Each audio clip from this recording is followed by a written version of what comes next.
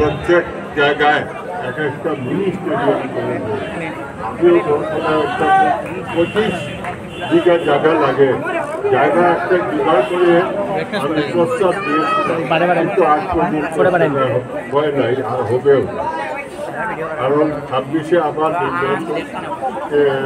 সেই জন্য সময়ও নেই আর সরকারের টাকাও নেই। সেই যাই হোক, খেলাধুলা ভালো মতো করো, আর খেলাধুলা আমাদের মনটাকে প্রস্তুত করে। খেলা আর জিতের খেলা, এক পার্টি জিতবে আরেক পার্টি হারবে, কিন্তু সেটাকে গ্রহণ করা, আর এটাই স্পোর্টসম্যান স্পিরিট বলে।